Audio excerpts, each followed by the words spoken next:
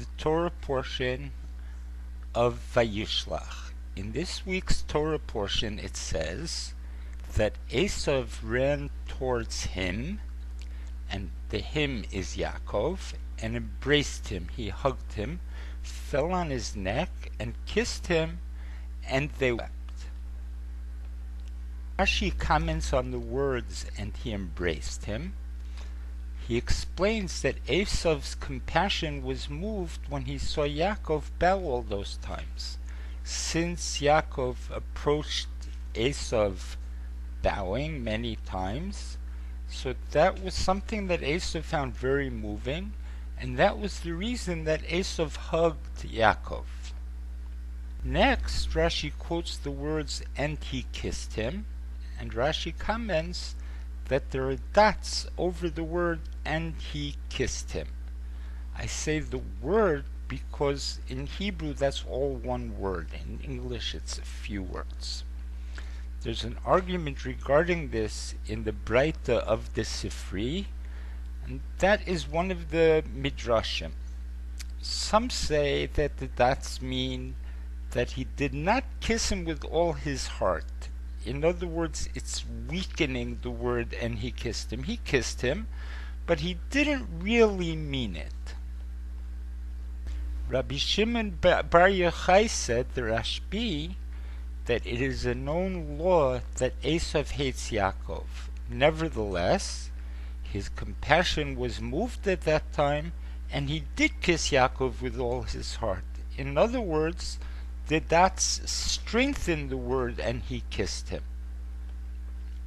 There are certain words in the Torah which have dots over them, and some say that in general the dots strengthen the word, as we just saw, Rabbi Shimon Bar Yochai said, while others say that they weaken the word. The consensus is that they weaken the word, that when you have dots over a word, it makes it weaker than it would normally be. It's not as strong as it would normally be.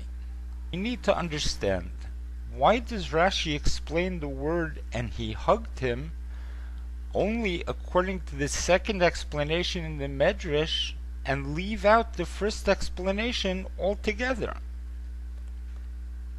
We cannot say that it is because Rashi relies on his explanation of the words, and he kissed him, or rather the word, and he kissed him, where he says that he did not kiss him with all his heart. Let's also say that he did not hug him with all his heart either. So that's why Rashi only brings that commentary, that explanation. We can't say that. Why? Because kissing is totally different because of the dots. Kissing has dots. There's a special reason to say that it was not with all his heart, because it has dots, and the consensus is, as we said before, that the dots weaken the word. Rashi should have explained it according to both explanations here, where there are no dots on top of the word. There are other questions which beg asking. In Rashi's explanation of the word, and he kissed him, why does he need to quote two explanations? One explanation, and then the explanation of the Rashbi, Rabbi Shimon Bar Yochai.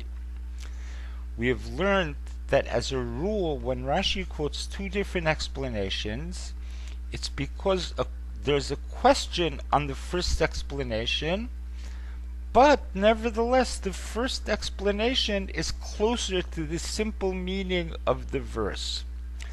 But the second explanation answers that question. So the first explanation comes first because it's closer to the simple explanation of the pasuk of the verse. But the question that we could ask on the first explanation is answered in the second explanation. That is not the case in an instance such as ours. Ours is an exception. When Rashi gives an introduction, such as, there are those who disagree regarding this, or the like, as it is in our case, the two explanations are equal. It's not that one explanation is closer to the simple explanation, but there's a question we could ask on it. In a case such as this, both explanations are equally valid, but Rashi could simply not write them both at the same time. He had to write one first. According to Rabbi Shimon Bar Yochai, who says that Esav hates Yaakov, there would seem to be no reason whatsoever to use the dots. So this is also a question, why do we need dots for if the rule is that Esav hates Yaakov? Obviously Esav did not kiss him with all of his heart. He hated him. There are commentaries who explain as follows. Rabbi Shimon Bar Yochai is saying that despite the fact that Esav hated Yaakov, the dots teach us that nevertheless he kissed him with all of his heart. In other words, they explain that the dots are strengthening the words and he kissed him. This explanation, however, is difficult to understand. Why? Because as we said before, that the consensus is that the dots don't strengthen the word, they weaken it. According to this commentary, they're strengthening it. Why would Rashi quote the second opinion and imply that it is the simple meaning of the verse? There are some other questions which we need to understand as well. Besides for the particular medrash which Rashi quotes, the same thing is written elsewhere. In Avot de Rabbi Natan, which is a different midrash, the same thing is written, but in a clearer, shorter way. What does he say there? What does Rabbi Natan say?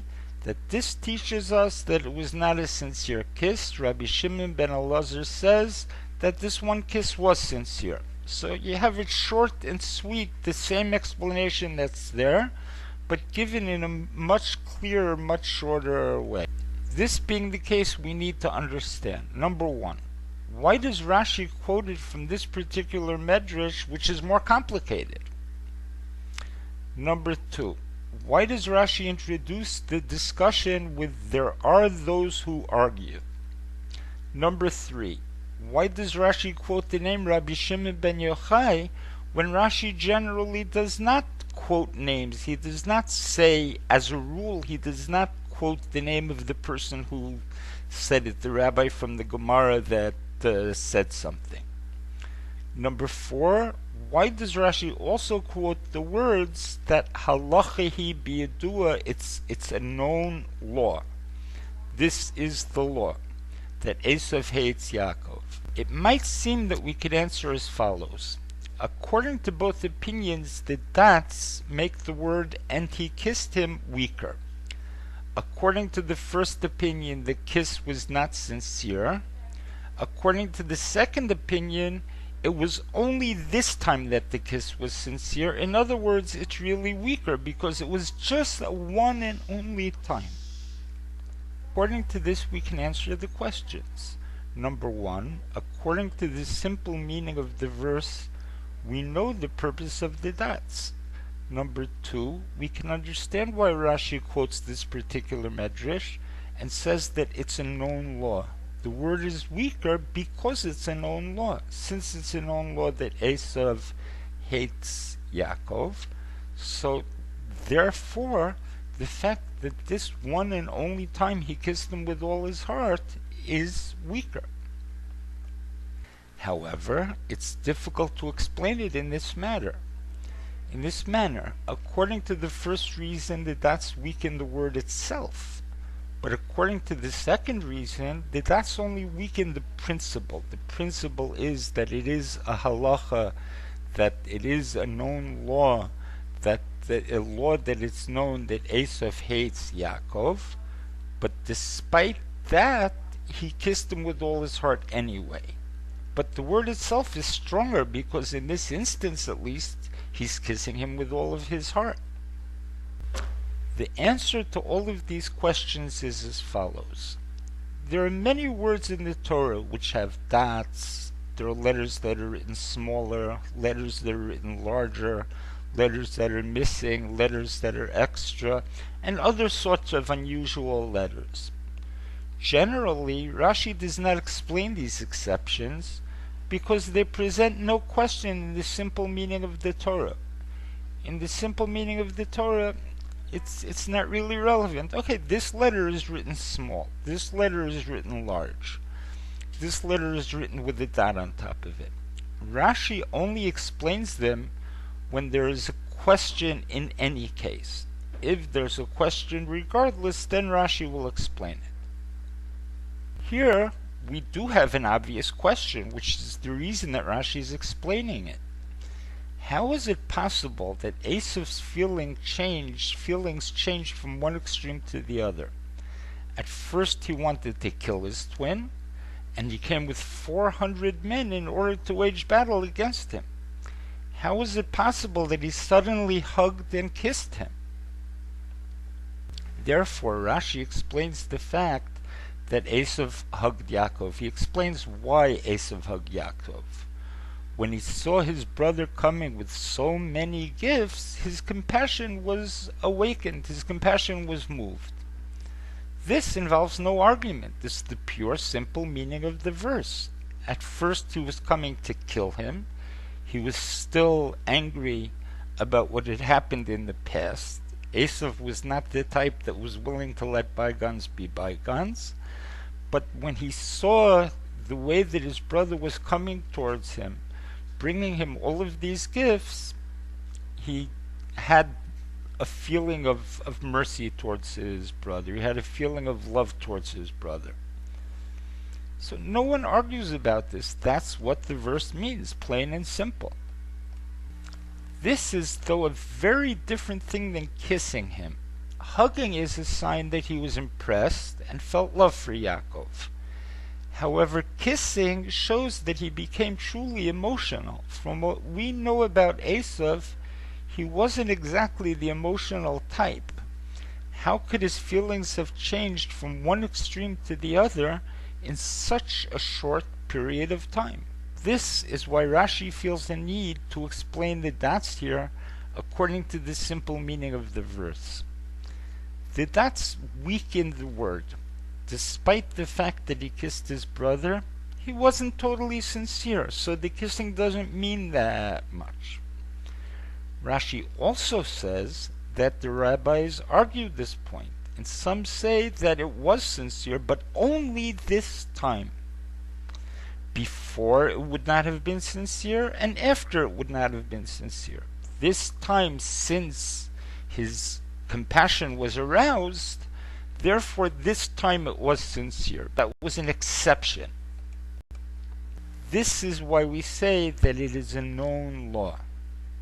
The child learning Chumash knows that there is a difference between a discussion in the Talmud and a law. Okay? A law is something that's practical, down to earth. This is the way that it must be done. A discussion, this is the way that it is. This is a fact. However, a discussion in the Talmud involves different sides, and we're not sure at that point, when it's being discussed in the Talmud, which is actually the law. However, there is such a thing as an exception for a limited amount of time. Even with the halacha, even with the law, this was the exception. This is why Rashi mentions Rabbi Shimon ben Yochai's name.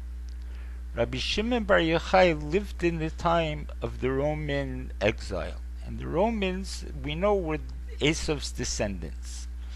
It was an extremely cruel exile, and he suffered more than most, to the extent that he had to hide in a cave for 13 years.